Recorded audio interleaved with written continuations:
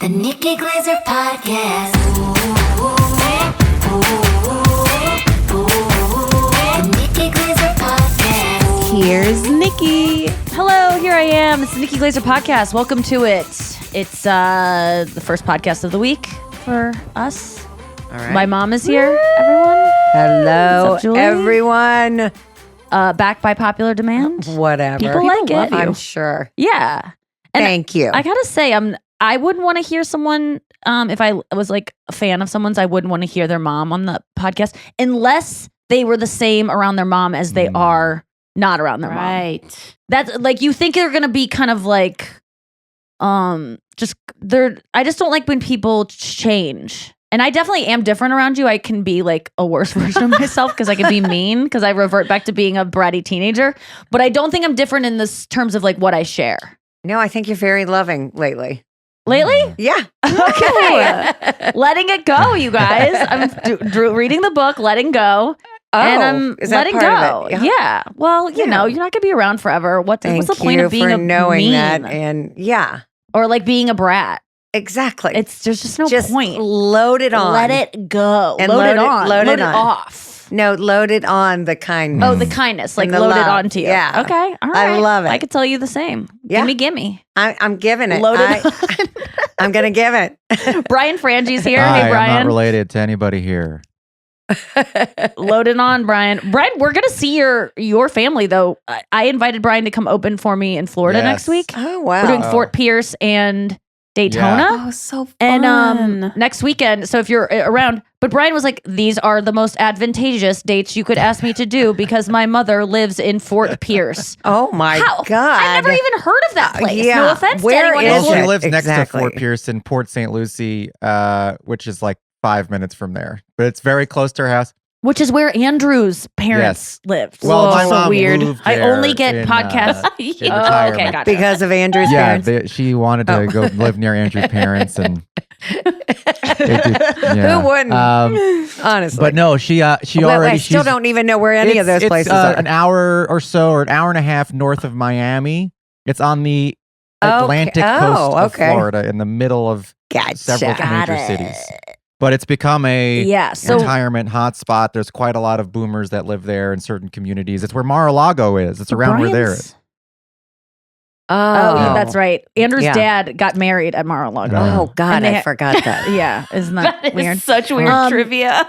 I know it's so, but I just It's important, though. it's important to know. But my mom is super excited. She is so proud of me, and Aw. she already Cutie. has 14 friends coming.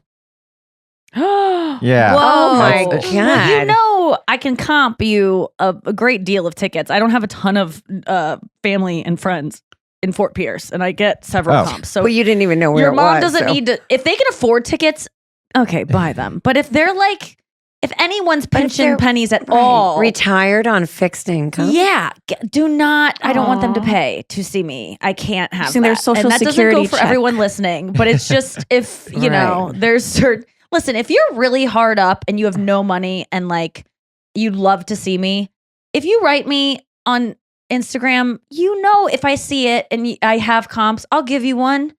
But you better be a nice person that's not lying about being down and out, and Right. like you better and as long You as you're better need it. gracious and grateful and you're, I'm not going to be like, here you go, you poor person. Like I get it. Like you can't go. I'm not gonna make you feel bad about asking, and I'm not gonna question. I'm not gonna make you prove it by giving me bank statements or something. But listen, if I can. And if you don't get through on my DMs, it's because You don't read them. I either didn't see it or sometimes they don't Yeah. get through. It's very strange really? who gets through for me and who doesn't. So I apologize if you don't get through. But if I do see it and you're just like, I really want to see you and I don't have the money, I got you. You're so generous. I wish I could Nikki. give away all free tickets. I know, you but know. well, how you But gonna? mommy's got to make money. Mama's gonna make some money. Mama has Venmos to fulfill. There's a lot of Venmo requests. I bet you do. Send a People, lot. this is the new thing on Venmo. They will just write you, because people can just guess what your Venmo name is by guessing like variations of your name Nikki with Glaser. underscores or whatever it is, you know. And they will just write like pizza and tickets, and they'll make you think that maybe you Owe them money for pizza. do owe them for this thing. And then some What? people just say, and I I think don't they just like do this to that. celebrities, and it's got to work sometimes because sometimes it's like, I just need groceries. Like that'll be the Venmo. And it's like asking for $20.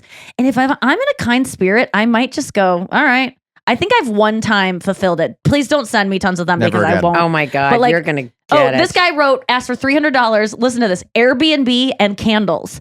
If I was not a discerning person, I might just go, yeah, I guess I owe that person for an Airbnb and candles. Or if I had my assistant maybe fulfilling my Venmos instead of me personally. That might This be is the like when they scam. tell people to send a wedding invitation to billionaires because they usually have assistants going through all their wow. invitations. They'll turn it down, but they'll send you my a gift. God. Wait, did you get that invitation What? for a wedding? For I you don't and- get my mail really. No, we sent a picture of it. Someone sent one from St. Louis to you. Oh, really? Did you I get it? forget. Dad sent it to Maybe. you. Maybe it's when my phone was dead, or that's what I'll say. Yeah, I think it's when your phone was Yeah, my dead. phone did die. I was without a phone for like 15, maybe 30 hours. I don't know how you 15 to 30 managed. hours. And so much stuff got Damn. lost. Poor Nikki. That must have been any news I was difficult. waiting to hear back on, I was like, it must have been sent during that time. No, I'm not going to be sure. upset with that person. Yeah. And anything, it's nice. Oh, It's yeah. so nice when you can't be on your phone. Except I will say I was going through a stressful moment. Like I lost my phone screen died and I was going through an emotionally stressful kind of couple hours when it happened. Okay. And I started binging food because I couldn't be. My phone was the thing that was going to distract me out of Right. this. I had to reach for a drug. Like I ate so much in that period where I was trying to calm my nervous system because I was going through I just needed to cry probably. Mhm. But I usually would have just scrolled on my phone or just not even scrolled. Let's talk about reached out to my girls chat, reached out to my friends via text, reached out to something to soothe me, but I had no communication with the outside world. So it was just Skinny Pop. Oh, Which, that name is ironic when you eat 4 bags, 4 party-sized bags. party size. I like the idea, I've said this before, but just the idea of a girl just shoveling Skinny Pop in her face and being like, why isn't it working? What geniuses, marketing geniuses, putting the word it's skinny. Like Bethany. What's her yeah, name? With Skinny her Girl skinny cocktail- girl cocktails. Amazing marketing. Yeah. This will make you skinny. Well, you remember Smart Thins? When I was growing up, there was a cookies called Smart Thins. There was a lot of things back then that were trying to trick you into Anything that thinking was that they were green. healthy, but they're not. Yeah. Yeah, green packaging equals good for the planet, good for Yeah. your heart. Oh my Yeah. God. Anything with thin You don't in think, it. think Oh, of, there's Thin not a Wheat single Thins. candy bar that I can think of would have a green package, except for maybe not a chocolate bar. There's Skittles. There's You're so Skittles. There's right. like sour Skittles, actually. Yeah, but that's not even that earthy kind of forest green, Yeah. Kelly green. That Andy's connotes mints, health. maybe. Yeah. Oh, Could be that's a Andy's good one. mints. Okay, maybe Thin there's- mints. but That's not really a candy. But Andy's mints also feel like aren't Nobody's bad for you. Like binging when you Andy's when I eat mints. dark chocolate, I'm like, I could. Oh, I could okay. too. I love those I love things. them. I really. Yeah. If you talk They're to someone so with small a and binge eating disorder, they yeah. can binge. I could binge baby carrots. It's crazy. If you Yeah, just but that's not binging because Yeah, it is. If you get sick from Mhm. baby carrots. Speaking Oh, of baby carrots, I used to yes. binge baby carrots when I was more anorexic days of my life, and it turns your skin orange. Wow, really? Which I like because that's my Trump. go-to. I got a spray tan for the Emmys, Creative Arts Emmys that I presented I at the can other night. see It is. Looks great. It's so orange. He went Oh. bananas. No. He did it. By the way, did you hear me Who's say he? Bananas are he? yellow. Oh. He went That was oranges. the first. He tone. went He apricot. just went oranges. Yes, I called the place because I usually go to this place in LA for the Versa Spa, which is what I recommend every girl if you want to try a spray tan. It ups your hotness by so much. Just do the booths. Just walk in, get sprayed down, do the highest level. You're not going to look too orange. Yeah. The highest level will not make you look like Ross from Friends in that one episode. It will not be crazy looking. If you want soup, I have to sometimes go to these booths twice in a row to get the shade I want. Oh. So I went to this guy, or I called up and I go, do you guys do airbrush? Which is when they do it manually. Right. Because I'm like, this is the Emmys. I gotta not do Versa What's Spa. the And this difference? place doesn't even get me tan enough. The Versa Spa is you stand there and a machine does it. But You're why in a would you booth, want it and a machine hand goes, done? Hand done is going to be just a better job. And you can tell them what you want. Like, oh, my legs do not absorb color. My face absorbs it so much. So I want 1 pass on my face and I want 14 passes on my legs. My my lower leg shin area for some reason does not collect tan. So you can just be specific, and you get to have your labia in someone's face as they get right between your legs and tell you to relax. So that's also a plus of it. And it's a guy. I don't like a machine just to look at me nude. I want to see, yes, a man. So I called and I go, hey, and whenever I'm there, it's always like a gay man working, very gay man. Well, that feels better. Or a woman.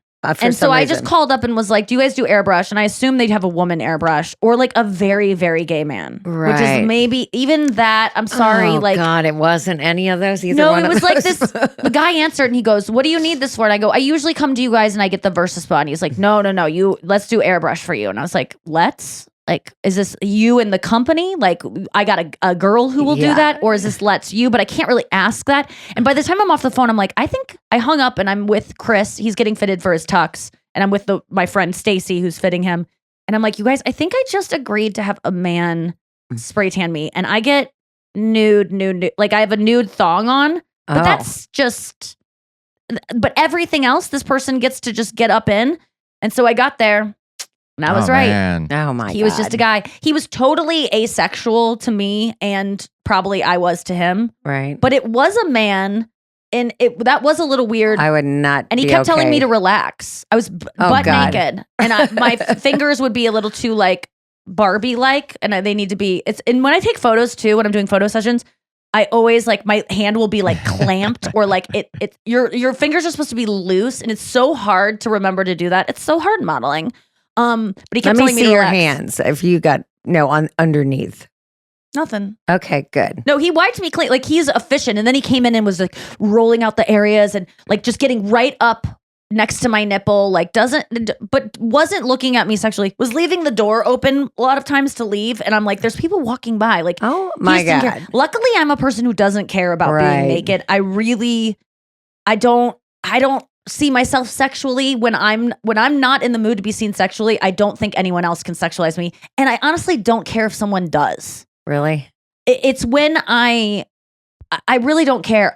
The only thing I care about is if it makes other people uncomfortable. Mm-hmm. Like Brian would be in my room all the time during F Boy Island, and we'd be writing stuff, and then I would be still talking about a scene while I'm like changing behind a curtain. And sometimes I'd look in the mirror and I'd be like, oh my God, Brian could just like see me naked. And then I'd be like, I don't care if he does, because I look at him like a brother. And not that I want to see my brother naked, but I don't want I don't ever want people sometimes I think that I like when people have to like you have to deal with my sexuality. And like, I'm just going to rub it in your face. Like that. But I don't like that. Brian, for just FYI, she's telling you Why? Yeah. Yeah. Shit, If you ever why? see me naked, it's not because I'm like, I can't wait for Brian to catch a glimpse. Like, it's never intentional.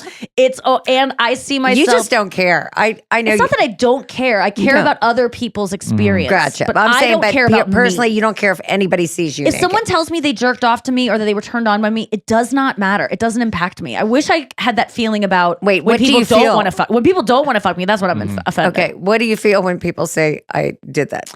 I just kind of go like, I mean, people don't say that, but when someone makes a gross comment, I was just telling Chris this the other day because he was watching a meet and greet, and there was this disgusting guy at the meet and greet that just got too close and put his hand on my waist too hard and like kind of pulled me too tight. And of course that man's phone wasn't working. I swear to God, 9 out of 10 times that a phone doesn't work, it's a phone that belongs to a stinky sweat, like not even stinky. You can stink and be near me. I won't care. Just like a really lecherous person is touching me. Too close. No, like he wants to like show that he owns me, and it's not even like, I don't know how you if put they up with were that. just to say like, I'm attracted to you, you're a beautiful girl, like I want you to know that I think you're hot. That's okay to me. It's when they think that when they're trying to fuck me, that's when it's gross. When they think like They it's have a one thing shot to be at like, you. I think you're beautiful and I never stand a chance and you just need to know that. Like, that's so nice. I don't care if it's a straight man that says that to me. I will always be like, thank you, you know? It's when they this guy holding me is trying to let me know with body language, like it's just our little secret that this guy's into me. Ew. If he just says it outright, Matt can hear him. Matt's taking pictures. Chris is there. He can hear it. Then people are accountable. Whereas if they're just doing a little grab or something where it's like, if you want it, you can get it. Like that kind of thing. That's disgusts me. And then they do the thing where they just graze your butt as they put their hand down. Any graze is bad. Yeah. It was on your But butt. that also doesn't, it's gross. And But it happens, I'm sure. I instantly go to, ugh. And then I'm like, get the hell out. My face drops. I want everyone in line to see that I hate that guy. Yeah. I don't say anything to him because it's not worth it. Then you get into but, arguments. And that's the thing. Yeah. There's an interesting human compulsion to point out when you think someone's hot. Like you ever just like watching a television show when someone's hot and then you have to say it. Like this, why is that? Yes, why do you have to? true. But it happens all the time. It happens to me where it's just like I feel like I have to say. Does Allie care? Or do you say it about girls and guys? Does Allie care if you say it about a girl? Like, what's the vibe? I feel like sometimes she can tell when I think someone's hot on TV and we're watching it and then she'll point it out. Yes, because the pillow on your lap raises. Yeah. It just starts going up and up. And it's like, Oh my God. Nikki, last night your dad said something about Vanna White on Wheel of Fortune.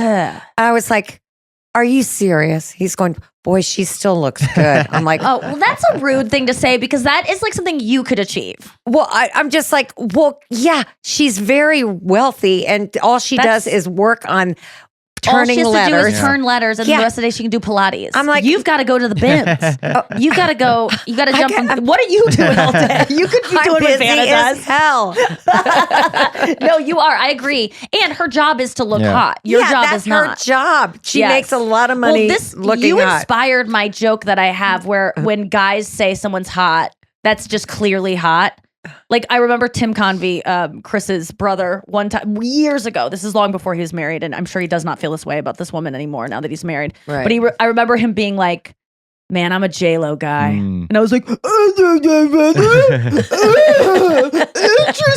And I remember it's the first time I kind of like made fun of him to his face. Like, I was just really not having it, and I remember he was laughing so hard about it because I was like, "It's not interesting, Tim." That's like I got it from you though, of like, "Cool, EJ, cool." Yeah. Oh yeah, Katie Couric, you're really into her legs. You got to make a comment. Yeah, but you're right, Brian. People need to say when people are tall, when people are extremely good looking. Because I realized that when I was partners with Gleb Savchenko on Dancing with the Stars, he's so hot. You have to say something.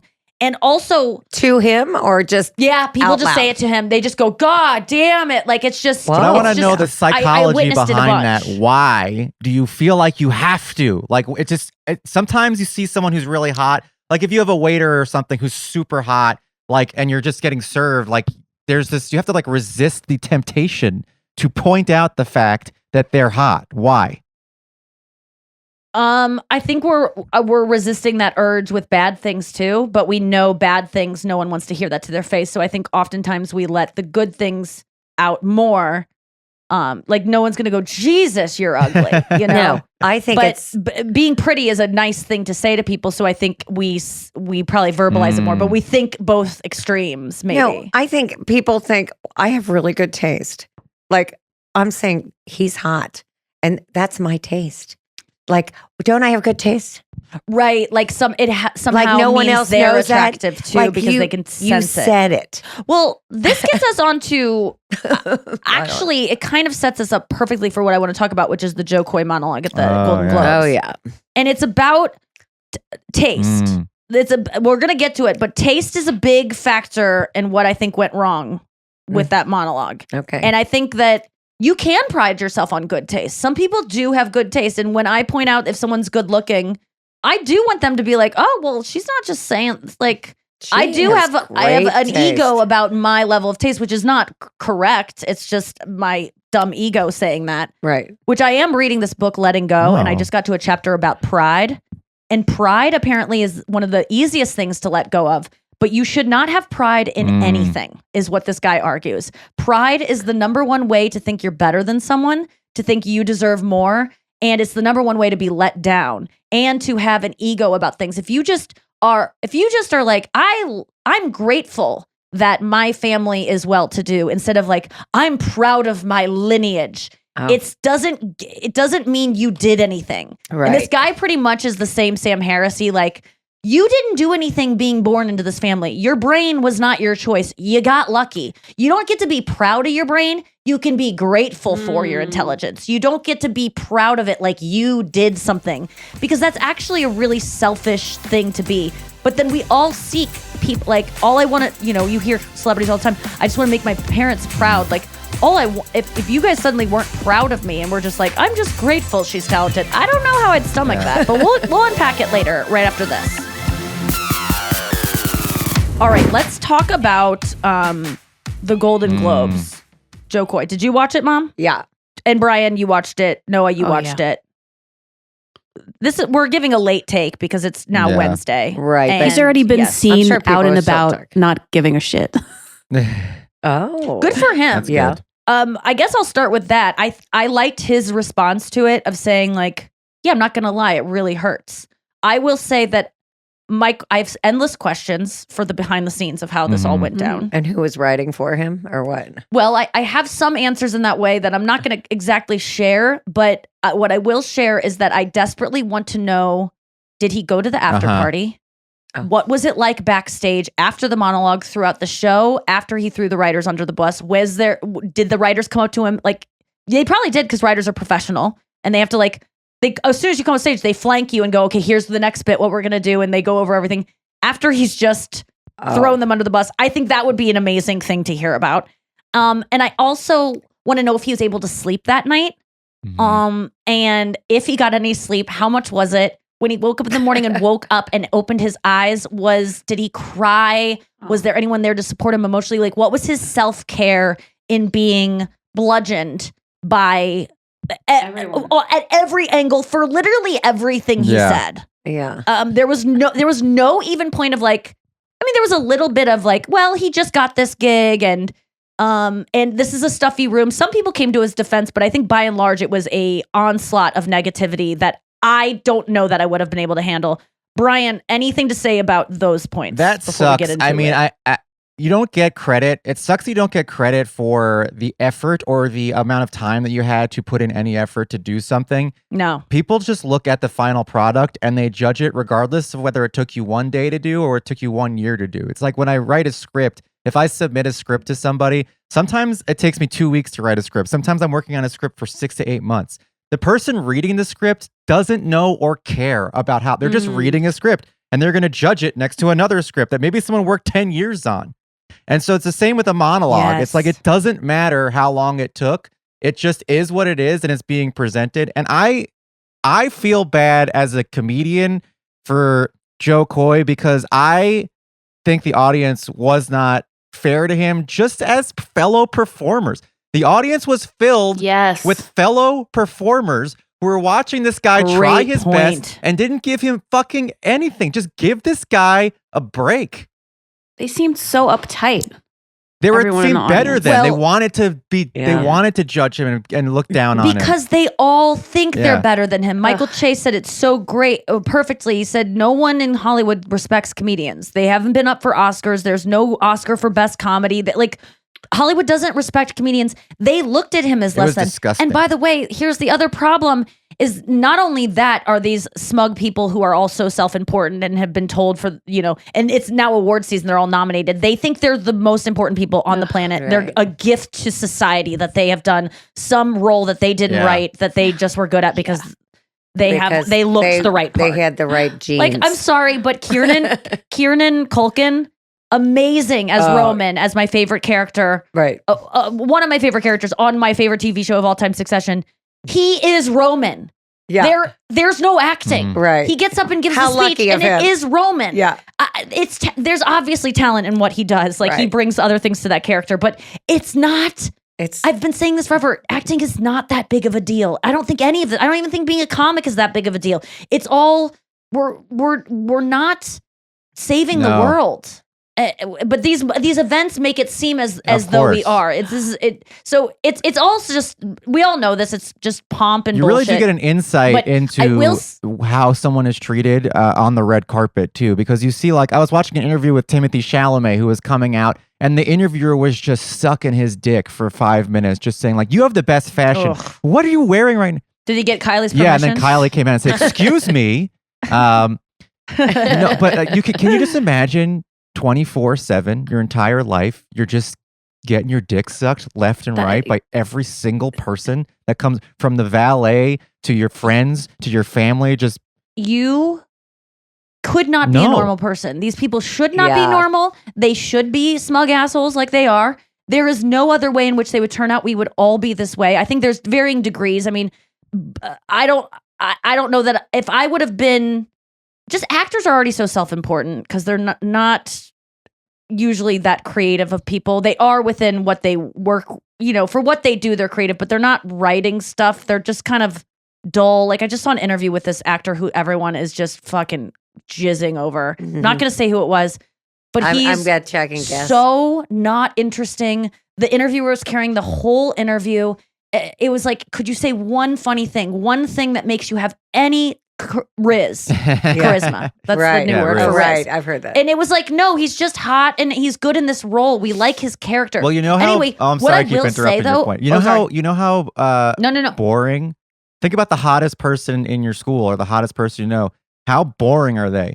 And now you take that hot person and you make them a movie star that's constantly like those people are those hot people that you thought were boring from your high school. They're the same Yes. hot. Yes. It's so true. The only person, I mean, Jennifer Lawrence, I think, stole the show. I would love her to host next year. Did you see when the I didn't camera see shots that. on her? No. So they were announcing, they're like up for best actress for a comedy movie or whatever. And they're, Jennifer Lawrence for No Hard Feelings. And the camera goes to her and she just mouths it. We don't see her saying, she goes, if I don't win, I'm leaving. And it's just this perfect delivery. I mean, she's hilarious already. She's had so many moments caught on camera where she's just candidly so funny. And this was obviously a planned moment with her personally, not within the show. But that was the greatest comedy That's moment cute. of the show. I didn't see the whole show, but I want to say that you're right about no one in the room respected him. It was dog shit what they did to him. They gave him nothing. As soon as they all looked at Taylor Swift and she wasn't laughing along, no one was going to laugh. As soon as they see one person offended, everyone's offended. It's like when you make a joke at a comedy club and you make a joke about black people and everyone looks to the table of black people. Are they laughing? And and then the comedian says, everyone's looking at the table of black people. It's like that happened, but it's like I would say the litmus for that room was probably Taylor Swift. Everyone was kind of, what is she going to laugh at? Exactly. And that dictates what we can laugh at. But what Jo Koy did not do, which I think Mike Lawrence had this point in a tweet I posted, or in an Instagram post I posted yesterday. Mike Lawrence is a writer, and he actually wrote one of the best jokes I ever did for the roast, which he last minute came into my trailer and was like, no one will do this joke. And it was the one with Ann Coulter about where I said the only man who will be happy is the Mexican who digs your grave. Like it was that. something about, I forget what it was, but I didn't like the joke because why did it have to be a Mexican digging her grave? I just thought that was inherently racist, but it's one of the jokes that's quoted back to me the most. And Mike Lawrence wrote that joke and it's a great joke, but he said yesterday on Instagram, and I'm paraphrasing, but it was something of like Jo Koy gave no context for the situation. He didn't let us know who he was. He didn't let us know what he was doing. Yeah, who knew who he was? It was just no one did. But here's what I will say. I had a similar thing happen to me this weekend. I was presenting at the Creative Arts Emmys, and when you get booked on the gig, you get a sense of confidence in yourself, almost like what we're talking about, where you think, because these people have booked me, clearly I'm well known. Like you almost get a sense that like everyone must know. And I obviously don't think that way. I think my listeners know I don't think I'm hot shit. But there's little moments where you just must don't be think. worthy. Yeah, I didn't even think. It wasn't like I was thinking I was or wasn't. I just went with what I assumed, which is like, I got the gig, therefore people will know who Nikki Glaser is. This is an industry function. Right. And I went out and I didn't contextualize my position in the show. What I would have done differently in hindsight, which Brian and I talked about this joke prior and we just didn't nail it. So I kind of had my own little bomb moment this week. I wouldn't say it was a bomb, but it was like, no one would be like, wow, she killed it. But I'm so grateful it happened on a smaller screen because I learned my lesson. I will never ever do what I did this weekend again, which is not give myself enough time to work on it. And I also learned that no matter how big you think you are or how much you think everyone knows you, always contextualize. So jokes need context. what award am I presenting? Don't think the audience is going to remember. And next up for outstanding comedy special, here's podcaster Nikki Glaser. Weird. First of all, don't introduce me as a podcaster. Weird. No one knows. Oh, no. That doesn't Yeah. say comedian to Yeah. anyone. You need to contextualize. She's going to be Also, funny. anybody can because have I'm a podcast. looking gorgeous in this beautiful dress. Yeah. Yes, it doesn't mean funny. This person Yeah. started a Right. podcast. So It's just like yeah. Well, let me tell you how that happened, because they asked me, my manager wrote me and said, do you want them to, how do you want to be Introduced. not introduced? It was like, maybe he said introduced, but how I took it was like what my Chiron would say. And I was like, oh, put Nikki Glaser podcast. Let's get a how do you want to ad be for it remembered? on the Chiron. Yeah. I mean, sure. But I would not have chosen to be introduced to this whole crowd as the host of the Nikki Glaser podcast. That means Right. literally nothing to them in terms of context. It should have been comedian Yes. Nikki Glaser. Better That's credit. it. So I walk Right. out, That's pretty funny. and there's a huge, long ramp to walk down, and my heels, I can't walk. So from the time they say the category and my name, there's another 7 seconds, which is eternity in TV, Oh, God. of clapping for me to get to the microphone. And I just started without any context. I didn't say the name of the award again. I didn't say I didn't say something like, it feels good to present this award because I'm a comedian. Like something to be like, hi, I know you don't know who I am, and if you do, great, but let's assume you don't. So that's stuff I learned, but I really was able to recover from it. At first, it stung to not do as great as you want to do, but I'm kind of used to doing these award shows, and the audiences are just never good, and I don't Right. care. I'm used to things working on TV at home, but I don't even know that this would work at home is my problem. But in the room, it just didn't. I didn't kill it, and it felt awful when I walked off stage. I was like, I just want to leave. I don't want to go to the after party. Like I had all those thoughts that I'm thinking about for Jo Koy, but it wasn't live on TV with everyone tweeting. This is going to be on FXX this Saturday at like 11 o'clock at night. Like no one's going to see it. And if they do, please tweet that I bombed. I don't care.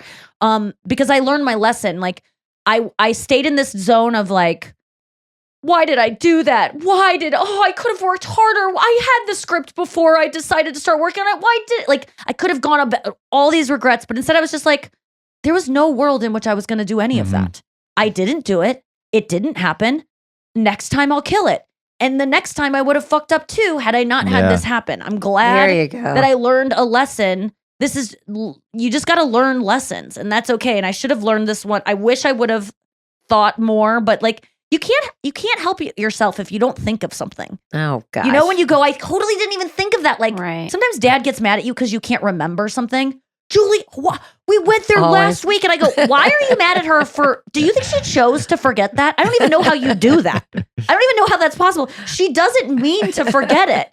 Will you ease up? But it's like, it's weird to be mad at yourself about something that you couldn't have changed. Right. And literally, you can't change anything because there's no free will. But I think that Jo Koy should have contextualized it. I'm not going to let him off the hook, though, is my thing. No, because he did a cardinal sin also. I mean, as bad as you're bombing, Please. you can't start telling the audience you're bombing. Don't ever do that. Don't be like, I'm bombing Ever, everybody. because And, then- Yeah. and then, obviously, don't throw your writers under the bus. And he said Well, guess sorry. who does that? Who?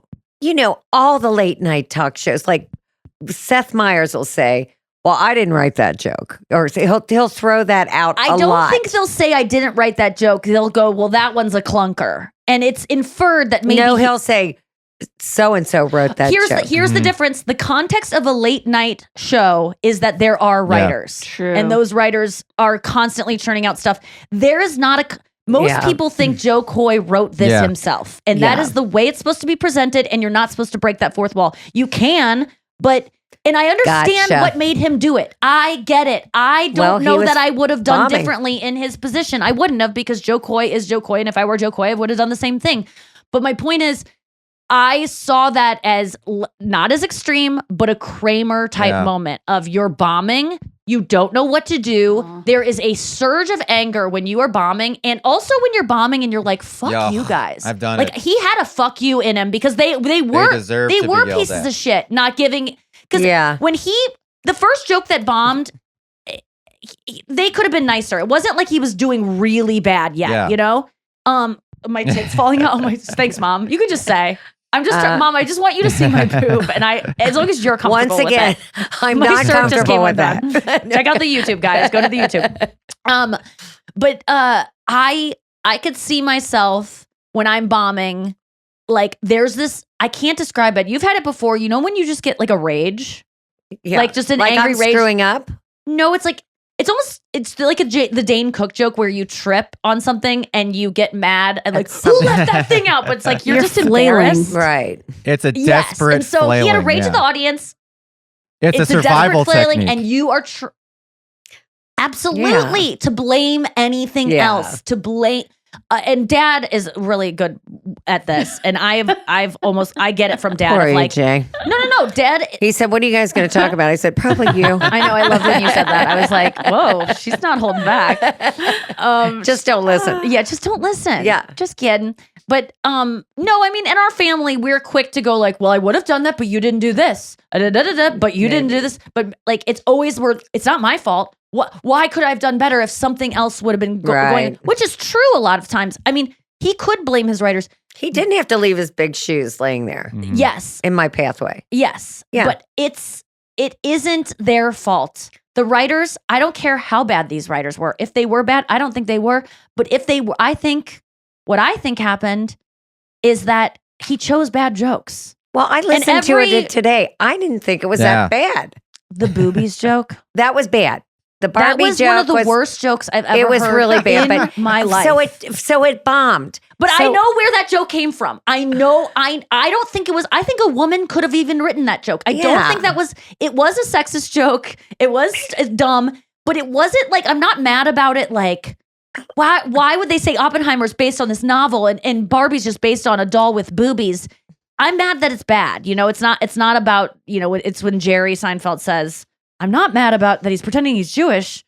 I'm not offended as a Jewish person. I'm offended as a comedian. I'm offended as a comedian that joke got through because it's bad. And boobies is the worst word. And I think boobies was originally written in the joke to be funny. To be like boobies. Like it's right. It is being used not because that was just the word that they wanted for breasts. It's being used comedically. It was supposed to infantilize that portion of the joke. Like, this is about Oppenheimer, 471-page book, and this is about a doll with boobies. But he didn't deliver it right. To be like as silly as it was supposed to be. Do you agree, Brian, that boobies was, even though that's the worst word I've ever heard used in a joke, it was used as a comedic word. They chose that on purpose. Well, yeah, I think they chose it because they thought that would be the funniest word to say there. But in terms of just like picking the wrong jokes, or it all doesn't matter. I think if he just went up there, recognized internally that he was bombing, and then just delivered his jokes with a smile on his face and walked off the stage, probably no one would be talking about this except for the Taylor Swift moment. No. It would just be the Taylor Swift moment, because everyone talks about whenever you reference Taylor Swift, even if she's not there, there's going to be articles about it. But besides that joke, if he just, this happens in LA constantly. When for me anyway, if you're not a famous comedian where everybody knows who you are, if you're just doing shows in LA where there's industry in the audience, it happens constantly where you just go up there and do your material to silence. And I learned early on in moving to LA, when that happens, you can't do what you used to do in New York and yell at the audience and be like, what the fuck's happening, you guys? In New York, that works. In New York, if you yell at the audience and try to get in on, they'll start laughing. They'll be like, oh, okay, this guy can roll with us. In LA, it's the exact opposite. The more you yell at them, the quieter they get. They get so quiet, it's like quieter than before they were even in the room. That's how quiet they get. Wow. It's like John Krasinski directed so you just stand up there and you deliver your act like you're on camera, on television, and they don't exist. I wrote for Jo Koy. And you get off stage, and then what happens is the craziest thing. You get off stage and someone will come up to you and go, that was fucking awesome. You were really funny. And I was like, you didn't laugh one time the entire show. Yeah, well, here's the deal. You are what you tell people you are. Hollywood's such bullshit. If you act as if, they fall for it. It's as soon as he said, man, these jokes aren't going, as soon as he acknowledged that he was not doing well, it was over. Because people then knew, they knew. I'm even nervous about saying that I didn't do well at this Creative Arts Emmys, because I don't think you would fucking notice if I didn't say that. But now you're going to watch it with this lens. This is what I talk about with when you watch YouTube videos and the comment pops up telling you how to feel about it. And it does change how you perceive things. So if he wouldn't have commented on it, we wouldn't know. But I would know. oh my God, I would know because I'm a comedian, but I don't think most people would have this reaction. I do want to talk about the Taylor Swift joke. I didn't even hear that one. I'll tell you about it. Okay. Yeah. I can play it We'll for talk you. about that when we get back. Oh, yeah, that's great. All right, we're back. Okay, can you cue up the Taylor Swift joke? So, Mom, Jo Koy he's already done the monologue. And then, I just want to say one thing while she's queuing this up. One of my favorite parts of the Golden Globes was at the very end. I just like these human moments where people's like the real thing shows through. Jo Koy is saying good night, and he's like, "Good night, everyone. Get home safe, whatever." And then the camera just stays on him too long, and he just his face drops. You know, like you're getting off a Zoom call before you press. You think you're off? Yes. And you can just see him walk off stage like with a face. There was a moment of that. And I really felt for him because I had the same thing happen to me the other night when I was not, my first joke didn't do well. My second joke didn't do well. And Brian, my spirit left my body. It was hovering above me. It was in the room and it was like, I was just reading the prompter at that point because I'm like, you are bombing in front of John Mulaney, who you're about to present an award to. Like, he is your favorite comedian. He's also like a peer. Like, this is Olivia Munn sitting there. It's a room of like every crew person I've ever worked on any show with in my life. But after the show, I will say everyone was like, you were hilarious. Yeah. And like, then, no and if you one just knew back that up, because I back didn't them up. act like I bombed. Yeah, because you Be didn't. like, yes, you didn't I act was like you hilarious. bombed. Well, John said I was funny, and I go, John. And then what did he do? Like, we got off stage. He was like, you were great. I go, that was horrible. I was like, that was not And my then best. what did he say to that? And I was like, but you. I can't. He wait didn't to say see anything. this. It was fine. You're not really not going to notice. And the jokes are funny. The audience just didn't like them. And then I think I lost, like, even, I just had, like, you have that moment of like, oh, no, I'm bombing. It's Here's a the horrible secret. feeling, everyone. Oh. It's a bad On feeling. TV, What? people are going to watch that. It's going to be sweetened. No one would notice if you didn't mention it. No one would even remember it. But here's Right. the secret. In the room, just remember this. You are by definition in a room full of narcissists who do not give a shit about anyone else and what anyone's doing except themselves. So it's like True. doubly true as a regular audience to them that they do Right. not give a shit. It was, I will say that the Creative Arts Emmys, it's mostly like behind the scenes people. It's editors, it's sound technicians, it's that's true. producers, it's directors, it's and it was unscripted. So I was asking because I was thinking maybe of referencing some big names in the room during my thing. So I wrote to the woman who was my writer. I said, who are some big names that are going to be there? And she was like, well, cast of Selling Sunset, Vanderpump, everyone from Vanderpump. And she goes, and don't tell anyone this, but Jeff Probst. Oh. But he's leaving before you even go up. So I don't think you're going to get a chance to see him. And I was like, what are we talking about? Jeff Probst. Oh, jeez. Jeff Probst did open the show. He's of a smaller man than I thought he would be. Oh. He was looked like he looks should be on tiny. top of a wedding cake. He was Yeah. tiny man. He looks tiny. Chris and I Anyway. were both like, what? We were front row and we were like, he is little. And he was the size of it. Those tiki torches must be very tiny. He must have a tinier version because he doesn't look. It would be towering. A regular one would be towering over this man.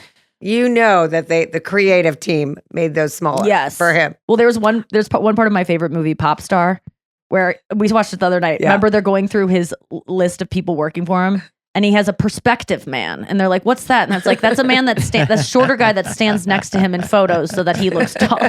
A perspective shifter or something like that. Okay, so the Taylor here Swift it is. moment. Okay. Jo Koy.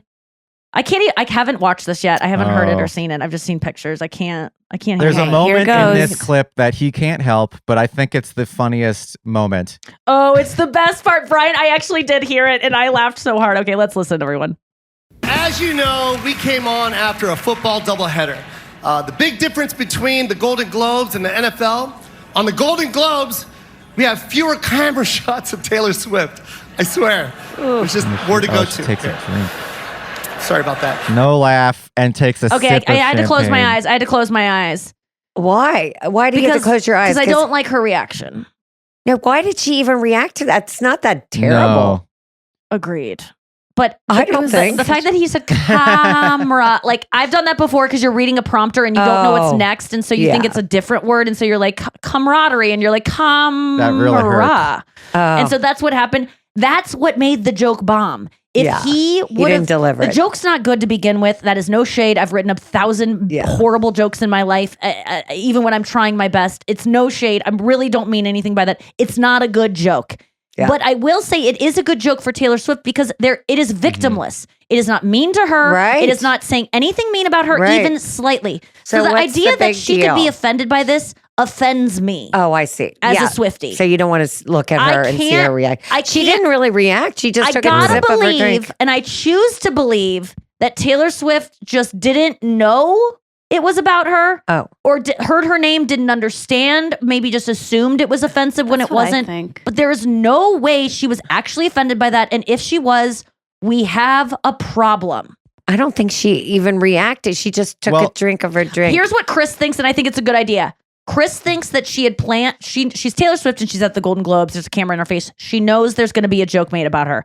She probably thought it would be a better joke, a little more scathing of a joke. And she had planned to have this perfect sip response because that is a great response to a shitty joke about you. Yeah. To a joke that's making fun of all the men you've dated, making fun of the fact that you're what else could you make fun of? I don't even know. They usually just come after her for she writes songs about her exes. Right. So that's a perfect sip of like, So I think Chris thinks she just planned to do that no matter what. Yeah. That was going to be her move when a joke was made about her. Yeah. But I think that I definitely don't think she was offended. And if she is acting offended, someone needs to someone in her camp needs to have a conversation I don't about think this she was offended. You don't think so? No.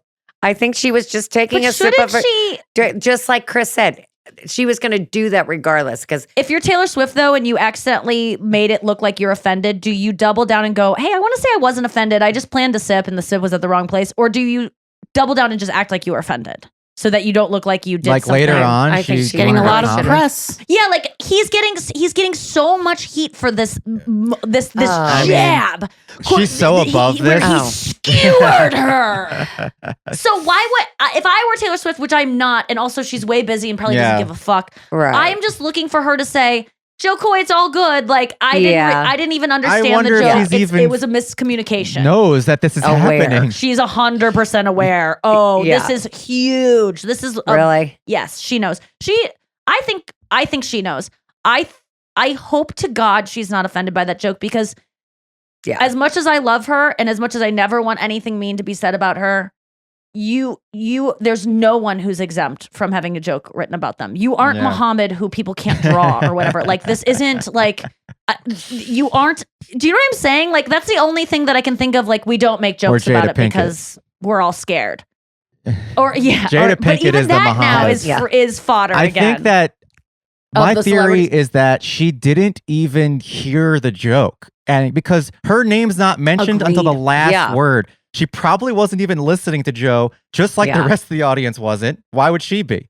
She's sitting there chatting with Selena Gomez or whoever was next to her.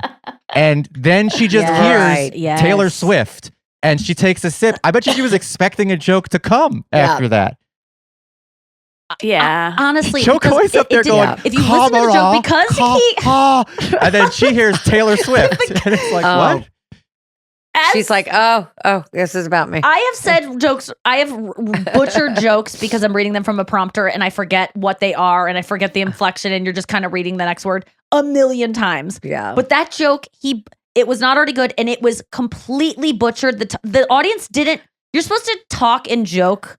Like that joke is like, well, this is a little bit different than the NFL because the NFL has less, or the NFL has more camera shots. Or the only difference between us and the NFL is that the Golden Globes have less camera shots of Taylor Swift. That's how you deliver that joke. It's like, but he was like, but the less camera shots of Taylor Swift. Like it was just like, he blew it. It didn't have a rhythm. He blew the bad joke anyway. But I've done it a million times, especially on live TV when you're already like having to, blot off your flop sweat from the monologue you just did. Like this is mid-show he's doing this joke. So he is like probably filled with anxiety at this moment and not even thinking about what he's saying. And but it's Jo just Koy delicious, is a very successful comedian, so it's punching up. I have bombed much worse than him, and I'm not successful and have no fans at all. So I feel like making fun of Jo Koy for saying camera is in my wheelhouse because he'll recover. So funny. He's fine. It's gonna take a month. Yes. Yeah. He'll probably he'll say Cover. that all the time. He'll use that reference. I don't think he will because no one's talking about the I didn't even part notice of They're not it. talking We're the about that. only ones. I want to go back We're and the only listen. ones. Let's listen one more time. Okay. Yeah. Everyone listen for Cara. As you know, we came on after a football doubleheader. The big difference between the Golden Globes and the NFL, on the Golden Globes, we have fewer camera shots of Taylor Swift. Wait, can you keep Yeah, playing it? I he want to just a hear what the camera. audience's reaction was before Taylor reacted. We have fewer camera shots of Taylor Swift. I swear. It's See, just there more is to a go laugh. to. I mean, even There the is a audience laugh. itself actually did laugh at the joke normal, and then they saw Taylor, and then they're like, "Oh, oops, we gotta shut up now." Yes. And she probably didn't even And she get was it. just She was probably thinking like, about. I don't think even she know was the right listening. There's not I'm with enough. Brian on I don't think this. There's she was only listening lettuce in my either. salad. There's no like tomatoes. They were just Taylor coming Swift. right. They were just coming right back from commercial. They probably didn't even know it was live again. Like it's all That's very important confusing context. in those rooms. That Okay. in an award show, especially the Creative Arts Emmys, or like how the what's the other one where everyone gets drunk at? What's that one called? Golden Globes. The Golden Globes. That's the one we just had. It's not like Yeah. everyone's sitting really? there as a perfect audience member waiting for the comedian to do their monologue. It's like kind of like No, they undersold and confusing, and the whole thing takes 4 fucking hours. And most of the time, you're just hoping to talk to the person at your table. The person on stage is like Yes. not even of consequence. No one's listening. No, it's really, becomes very tedious. It wears off very Oh, I quickly. But bet. yeah, everyone's just trying to get a selfie where they're trying to take selfies with the person next to them, but they're trying to get Taylor Swift in the background of it. That's what I think Yeah. is the main goal Talk about cameras. in that room. Cameras. Cause. Final thought. Big announcement. Noah is pregnant. Oh. Everyone. Yes, cat's out of the bag. I hope everyone Cat's stayed out for the of the final bag. thought. Noah has Baby's in been the stomach. pregnant. We have been hiding it. How pregnant are you We've been now? hiding it. Yeah. You've been doing a great job of hiding it. At this point, I'm 24 weeks out of 40 Wow. What does that because they mean? don't. Okay, 4 it's like months? 5 months. 4.5 months? 5. I'm in my 5th. Oh, 5 my months. I'm in my God. 5th era. Oh, So you're in your 5th. your 5th era? Is that what Yes. you said? Mm.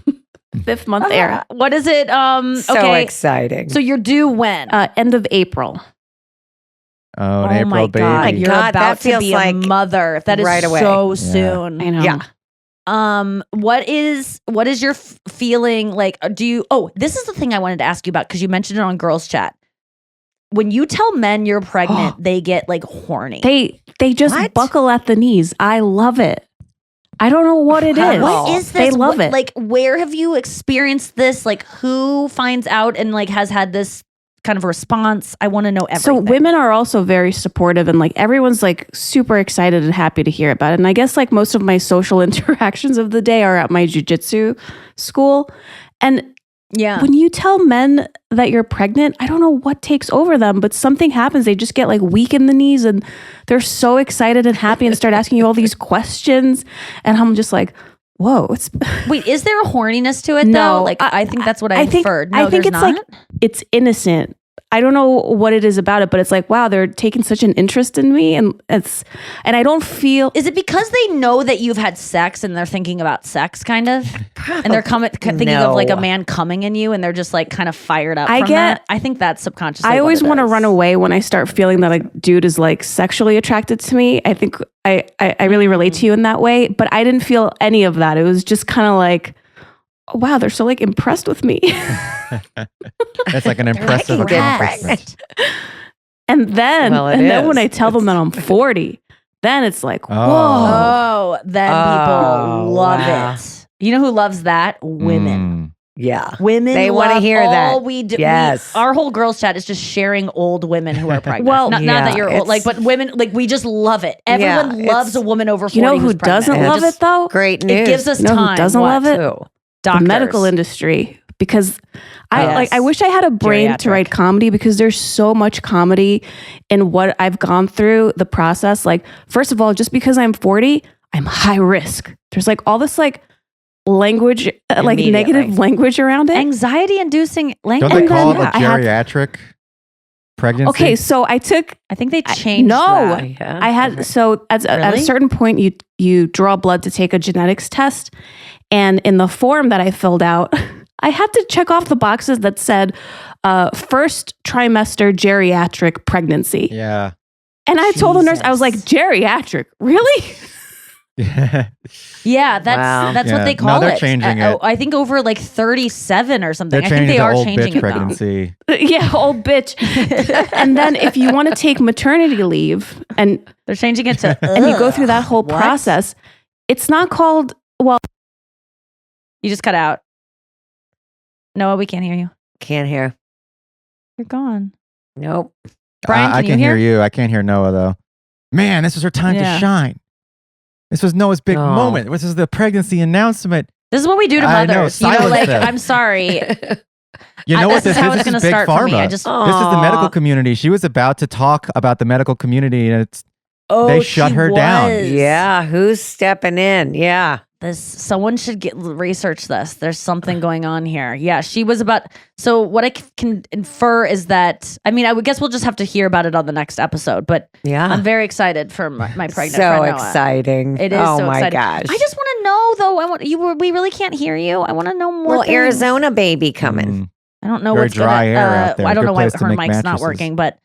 Yeah. Yeah. If I will just say, because Noah can't speak, from my perspective, if I was 5 months pregnant, this is when I would start going like, I have to push this thing out. Mhm. Like, I can't even Do believe. not even talk about that. But it has Why? to happen. I know that it's not worth You don't mentioning think 'cause you about have that to happen. until you do it. I know. That's what I've learned from pregnant women. I'm just like, Yeah. wait, have you started thinking about like your vagina hole opening that much? And they're just like, no. Like, Lauren never even gives it much thought. But I would just be scared of the Oh, yeah. pain, all that stuff. Well, Noah's much stronger but I would than you also are. look around and be like, every single person that's ever been born has had a woman on the other side of this that has Well, done this. So unless they for got a every person, C-section. there's a person that's been pregnant. Yeah, but that's painful in Yeah. its own way too, because you don't get to say you yeah. pushed it out and women don't respect you as much or something. I think that's just what I've gleaned is that when people say I had a C-section, women that feel had sorry natural for birth them. go like, no, not as good as me. Recovery's tough. Oh yeah, you just been split, like cut Yeah. open, and then now you have a Yeah. newborn Oh my also, God. and you're just back out in the streets No. right away. It's not a good way to go. If you Well, can avoid it, It's a don't curse. do It that. says so in the Yeah. Bible. You were cursed with painful childbirth because you betrayed that what it Adam says? in the Garden of Eden. What? Yeah, that's right. Really? No wonder. The I don't women follow that see book. Well, saw you an didn't- apple. This is an apple thing, actually. I realized the woman saw an apple. yeah, The okay. snake said, "You got to take the fruit from the tree." And the woman went, and Adam said, "I'm not going to take it. I'm a smart, respectable man." And then Eve was like, "Well, I'm a dumb woman, I guess." And then she grabbed the apple, and then God said, "I curse I'm you hungry. with painful childbirth." That's what it says in the Bible. Oh my God. I'm And going And so to they I were believe banished it. from the Garden of Eden. I guess it's all Yeah. true then. Oh my God. I guess it's true. I can't. Speaking of Jesus, I can't get in an Uber in this town without being proselytized. Oh to. yeah, it's happening. Every single person that. What gotta be- is it with Uber drivers and being a Christian and wanting to listen to Christian radio, which I can understand maybe They're- being a Christian, maybe. I cannot understand thinking that music is what you should be listening to. Yeah. Joy 97 or Do whatever we- it is. I mean, do we have to listen to that? I hired you as an Uber. Do I But have how to? awkward would it be? I to say request? yes because Can you could request to turn off the Yeah. music or to change it, but man, I'm sorry. Oh man, the other day I couldn't hold back. This guy picked us up in an Uber, was driving us home, me and Chris, and he was talking about I was talking about the name of my tour and how I wanted to call it the Depression Eras, and he's like, "Well, we're about to hit another depression, so that'll be perfect." And I go, "Oh, really?" And he was like, "Yeah, you got like if I were you, I'd put all your money in this kind of Gold. Bitcoin and Mhm. whatever it is." Like he was telling us about not your Ethereum, but other things. And he was like, "It's going to crash. Did you listen to this podcast yet? Did you listen to this?" And we couldn't, both Chris and I could not glean what side of things he was on, because he said the banks want the big mean orange man out. We need to get the banks want the orange that means man he's definitely out. a Trumper. Wow. And I go, and I did Yeah. not know Oh, that. that means I didn't know that. So I was like, okay, well, this guy's kind of cuckoo, but like, at least he's on maybe the right side of things. I can't really tell. But then he said something to the effect of, what did he say that gave it away? And he goes, "Oh, that's he just eventually said that's why we gotta get Trump in." And I go, "Yeah." And I go, "I just want to be able to get an abortion, though." You know? Oh shit! And Chris, Chris just looked at me like, "Are you really doing this?" And I go, And "Yeah." what did he say? He said, "Listen, you don't need to get an abortion because there's the pill that you could the morning after pill, and no Christians should have any problem with the morning after pill." And I go, "Well, how are we were driving through a bad neighborhood. I go, how are women in this neighborhood supposed to afford the morning after pill on the chance they might get pregnant by the guy that they maybe raped by last night when they don't have $50 to spare? Where is that?" And he's like, "Well, we need to subsidize it. We need to have the morning after pill in schools." And I go, "Do you think that's going to happen at any point? Do you think?" I go, "You're." And then that's when I lost the thread. I couldn't really. This guy was actually kind of smarter than me. He was cuckoo smart. He was like, he was a smart guy, but like, there's lots of smart guys that want to vote for Trump for some reason. But he was talking to me in a way I couldn't understand. But then that's when Chris, because he reads up on the stuff, what did he say? And he schooled this guy on, I can't even remember, but I was like so horny for it because he really went to bat for women with this guy and why that doesn't work, why the morning after pill isn't going to be the right option, why teaching abstinence in schools and everything. And I can speak to those things, but when we got out of the Uber, I was like, this guy thinks that, and he also called himself a best-selling author. And he pointed at a book that was about driving Uber and obviously proselytizing. Every Uber driver is a secret billionaire. That's what I've learned. Every Uber driver owns 10 businesses. He's like, "Yeah, I just do this to meet people." That's every Uber driver says that. That is, it's in St. Louis though. It's really bad. I can't avoid it. It's almost, Chris is like, "You should just get a driver because this is too much." Like we get talked to about Jesus every time. But when we got out, the Uber driver was like, and I didn't hate the guy. He was really a nice person. Well, you had a debate. And I could just tell he thought I wasn't going to tip him well. But you damn right I did. 25%, whatever the most was, 30, 25. I did it, and you got to check what he rated you. I don't know that I can. Can you? Well, you can check your rating. Certain people rated you as. I don't like to look at that. It's not good, and I don't know why it's not good. I'd always tip well. I've never once not tipped well. I think maybe once I didn't give a tip, but I didn't because felt my life was threatened. But I've never once tipped. Well, you're a target. Uber, so I should have. And if the other day I spilled coffee in a guy's car, like just on the plastic part, and I told him about it. I said, "I'm so sorry. I can go get some napkins." He was like, "Don't worry about it." So I always let someone know if I've stained something. Right. If I eat food, I brush it off when I get out. I leave the car as immaculate as I left, not because of my score, but because I respect the person. So I don't want to look at my score. It has nothing to do with how I know I behave in Ubers. So she doesn't want to look at her score. I don't want to look at that thing. The last time I looked, it wasn't good. Oh. People go, "What?" And I go, "I take thousands of Ubers. You take 5, and you've been that's you've been different. good all 5. Yes. All right, we got to wrap. We'll be back tomorrow for more show with my mom right after this. And don't be cut. And come see me in Florida. Come see Brian in Florida next weekend.